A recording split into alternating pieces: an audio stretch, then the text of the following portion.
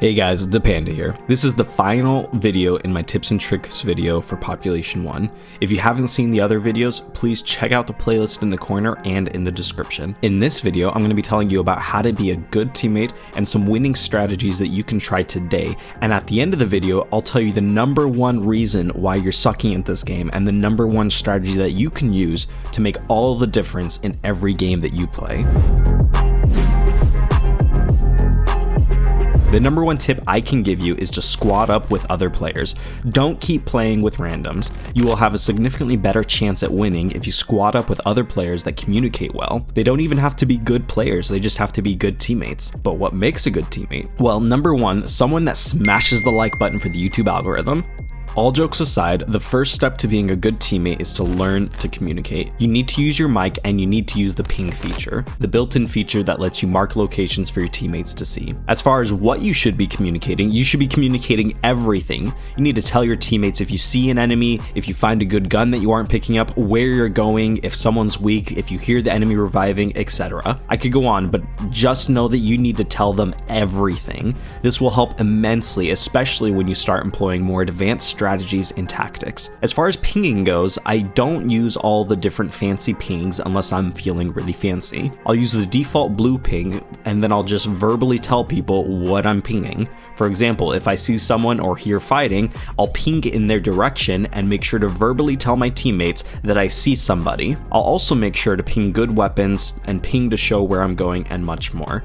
If you want to use the fancy pings, go for it. I think that's great. I just don't take the time to do it because the default one works for me because I can just verbally tell them what I'm marking and it doesn't take any extra time. Beyond communicating, you need to play as a team. This means that you need to share ammo and weapons. If you know a teammate has a favorite weapon and you find it, let them know that so that they can pick it up, and don't be afraid to ask for ammo either. I pick up all the ammo I see even if I don't need it, just in case someone in my team does. You should pick up all the ammo you see as well and offer it to your teammates if they need it. A huge part of playing as a team is sticking together. Now, I don't mean you should stay right next to each other, but don't go wandering off to other sides of the map alone. In the beginning of the match, if you're hot dropping, make sure your whole squad knows, and if you're taking pods, make sure you agree on when to drop. When looting or looking for enemies, I like to stay somewhat distant from my squad, but not too far, just enough that if we're getting attacked, the enemy doesn't necessarily see all of us in one spot. Staying ridiculously close together for too long can make you extremely vulnerable. You need to stay somewhat close together so that you can effectively execute some winning strategies, but also you need to stay far enough away that you're not vulnerable if a squad decides to drop in some bombs. Now let's talk about specific strategies that I use when I'm playing the game. My number one strategy is to always try and confuse the enemy, and this works best when they don't know where your whole squad is, like I was saying before. So for example, let's say your teammates are sitting somewhere and they start getting attacked by a full squad. Instead of rushing to defend them, I'll instead flank the enemy by going around the side or even behind them. Essentially, my teammates are the bait, keeping the enemy distracted so they don't see it when I come up and sneak up behind them or next to them and have a clear and easy view to shoot them. This is a strategy that you should always try to employ if your team is getting attacked and they don't know where you specifically are. Sneak up on the side of the enemy or behind them and surprise them. One major way that I like to sneak up on enemies is by flying above them and landing directly behind them. This allows my team to sandwich the enemy squad between us, making for an easy squad wipe. The way I do this is I simply climb up the tower in the middle and look for enemies and then fly over them while they're distracted,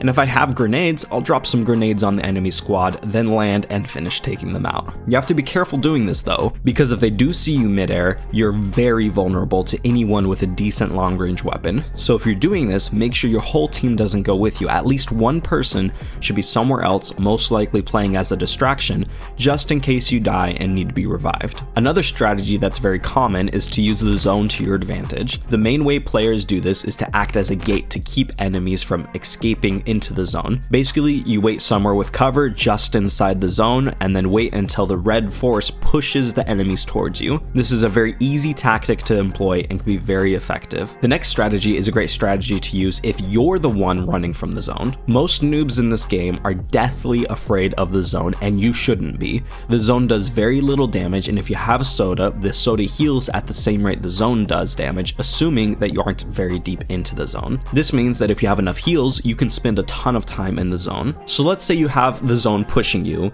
but you know the team is directly in front of you waiting for you to get into zone. Instead of going into them and dying immediately, try staying in the zone and moving around to the side of the enemy to either make a surprise attack or just escape. I recently did something similar in a game because I just happened to have a ton of sodas, where I went into the zone to sneak around up onto an enemy so that I could attack them, and this worked great because most players aren't expecting bullets to be coming from inside of the zone. One last strategy is in regards to fighting snipers. The key to fighting snipers is good positioning. You need to be close to them, and the closer you are, the less effective they will be at sniping you. To move in on a sniper, you have several strategies that you can use depending on the situation.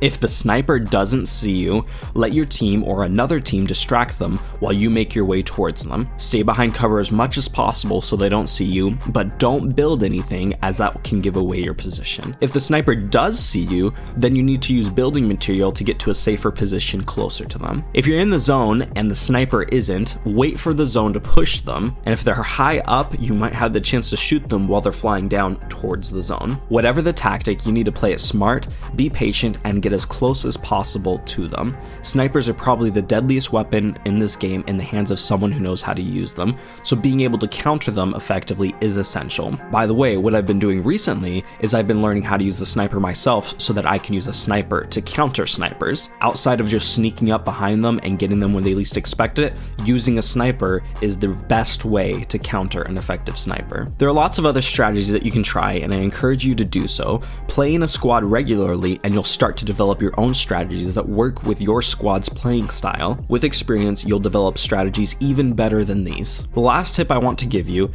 is that you should always be the one attacking. Playing this game has taught me that if I'm on defense, I almost always lose. Do not play defense if you can. Obviously, if your whole squad's dead and you're weak, get somewhere where you can revive your team, but then as quickly as you can, start attacking. If you're against an enemy and you both have the same gun and same health, the one who fires first will almost always come on top. I find that most of the time, if my squad attacks first, my squad comes out on top, and if the other squad attacks first, we're left scrambling to survive and usually end up losing. Of course, this isn't always true, and you should only attack if you're in a good position to do so, but generally this is what I found to be true, especially when playing against players that are at my skill level. Naturally, with noobs, it doesn't matter who shoots first. It can be really easy to dominate new players who don't know the game as well as you do, but with equally skilled players, it all comes down to who attacks first. That being said, use these tactics to your advantage and go on the hunt. Be the hunter, not the prey.